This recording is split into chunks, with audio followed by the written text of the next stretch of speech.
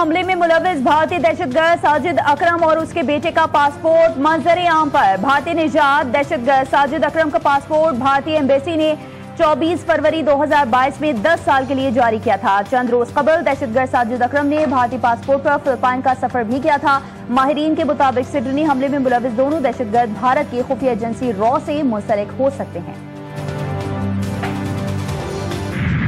Australia में Sydney बीच पर firing के जख्मी मुलजिम नवीद अकरम पर फर्द जुर्म आयद कर दी गई। हमलावर पर कत्ल, इकदाम कत्ल और दहशतगर्दी समेत 59 इल्जाम आयद किए गए। मुलजिम नवीद अकरम कोमा से होश में आ गया, अपना बयान रिकॉर्ड करवा दिया। मरकजी मुलजिम साजिद अकरम भारतीय शहरी है। भारतीय पुलिस ने भी तस्दीक कर दी। मुलजिम का ताल्लुक भारतीय शहर हैदराबाद से है। ऑस्ट्रेलिया में मुलजिम साजिद अकरम के 2 बच्चे हैं। मुलजिम के पास आज भी भारतीय पासपोर्ट है। 6 बार भारत का सफर किया। अहले खाना से भी राब्ता रखा। बोंडाई बीच हमला आवरों के फिलिपाइन के दौरे के दौरान दहशतगर्दी की ट्रेनिंग का कोई सबूत नहीं मिला। फिलिपाइन की सदारती तर्जुमान की प्रेस ब्रीफिंग, कहा फिलिपाइन को दाइश के तरबियती मरकज के तौर पर पेश करने की रिपोर्ट्स मुस्तरद करते हैं।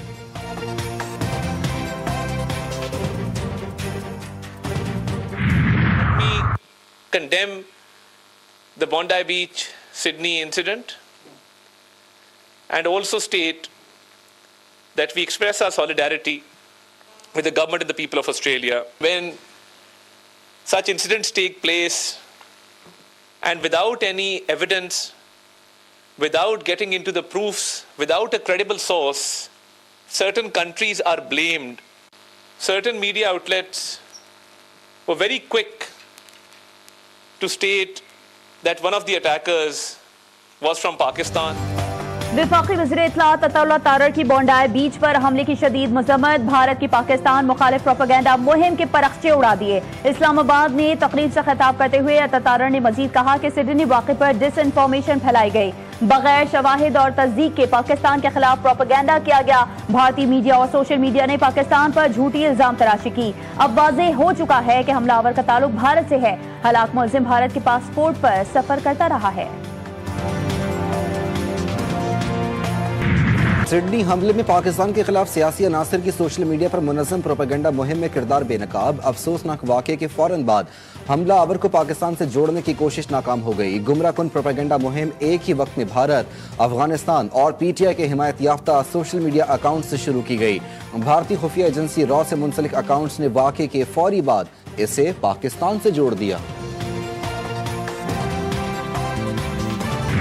सिडनी हमले के हीरो अहमद अल अहमद अपना बाजू खो सकते हैं। ऑस्ट्रेलियाई डॉक्टर्स के मुताबिक अहमद के बाएं बाजू की सर्जरी की गई, लेकिन उन्हें शदीद नुकसान पहुंचा है। गोली कंधे के पीछे फंसी हुई है। अहमद की जान खतरे से बाहर है।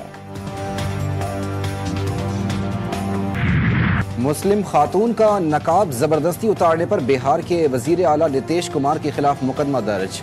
समाजवादी पार्टी के लीडर समिया राणा ने अपने वकला के साथ लखनऊ के कैसर बाग पुलिस स्टेशन में FIR दर्ज करवाई। मुस्लिम खातून डॉक्टर का तकर्रुरी का खत मिलने के बावजूद सरकारी मुलाजमत कबूल करने से इनकार। नीतीश कुमार ने मुस्लिम खातून डॉक्टर का नकाब जबरदस्ती हटाया। खातून अपना तकर्रुरनामा लेने गई थी। ऑन ग्राउंड 1 महीने में कुछ नजर नहीं आया तो आप हमें प्रैक्टिकल स्टेप लेते हुए देखेंगे, चाहे हमें यहाँ धरना देना पड़े CM हाउस के बाहर या कहीं और धरना देना पड़े। सवालिया निशान फेडरल मिनिस्टर ऑफ इंटीरियर का है कि क्यों वो रेड वारंट इशू नहीं करवा रहे। देखिए, मेरी जो जुडिक्शन है वो मैं कर सकता हूँ, जो मेरे साथ बैठे हैं उनकी जो जुडिक्शन है ये वहाँ से इशू नहीं हो रहा है। और हम सब एक क्वेश्चन मार्क में हैं कि एक आदमी कराची की इकॉनमी को 5-6 आदमी मिलकर तबाह कर रहे हैं।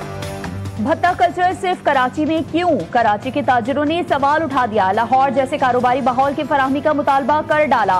हुकूमत को 1 माह का अल्टीमेटम दे दिया। चेयरमैन आबाद मोहम्मद हसन बख्शी कहते हैं लाहौर में भत्ताखोरी कल्चर नहीं, कराची में भत्ते के वाकयात बढ़ रहे हैं। 5 माह में 10 मेंबरान को भत्ते के लिए कॉल्स आई। पूरे शहर में सेफ सिटी के लिए कैमरे लगाए गए। पूछना चाहते हैं कि इन कैमरों से कितने भत्ताखोर पकड़े गए।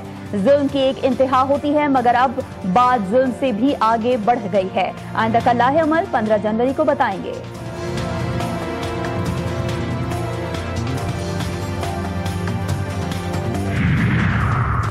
कराची में भत्ताखोरी में मुलव्विस 7 मुल्जिमान गिरफ्तार मुल्जिमान का जमील छांगा और समत काठियावाड़ी ग्रुप से ताल्लुक। रेंजर्स और SIU पुलिस की जिला सेंट्रल और सिटी साउथ में मुश्तरका कार्रवाई। मुल्जिमान से असलहा और एमुनेशन बरामद। मुल्जिमान फैक्ट्री मालिकान, दुकानदारों, बिल्डर्स और रेस्टोरेंट से भत्ता वसूल करने में मुलव्विस।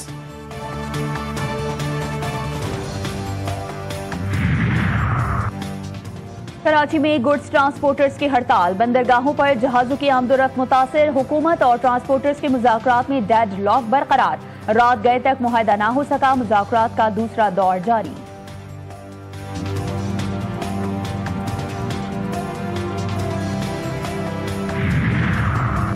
ऑडिटर जनरल हेडक्वार्टर्स में central for government data analytics का कयाम। वफाकी वजीर खजाना मोहम्मद औरंगजेब ने इफ्तिताह कर दिया। ऑडिटर जनरल मकबूल अहमद गोंदल का ऑडिट्स की तादाद के बजाय मयार पर तवज्जो देने की जरूरत पर जोर।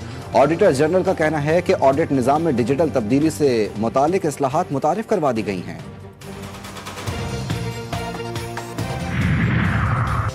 जस्टिस तारिक जहांगीरी ने जस्टिस सरफराज डोगर के खिलाफ सुप्रीम जुडिशल काउंसिल से रुजू कर लिया। जस्टिस सरफराज डोगर के खिलाफ शिकायत दायर कर दी। कहा, ज़ेरे इल्तिवा केस पर मुझसे बात की गई। चीफ जस्टिस केस पर बात करके मिसकंडक्ट के मुर्तकिब हुए।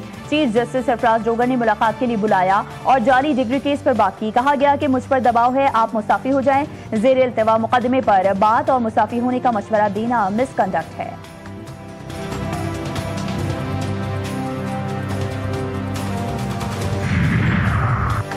वजीर आजम के मशवरे पर अहम कानून साजी की मंजूरी। सदर मुमलिकत ने कानून शहादत पर तरमीमी बिल की मंजूरी दे दी। King Hamad university of nursing and associate medical sciences bill की तौसीक। National commission for minorities rights bill की भी मंजूरी। दानिश स्कूल्स अथॉरिटी बिल सूबाई मशावरत के लिए वजीर आजम को भिजवा दिया गया।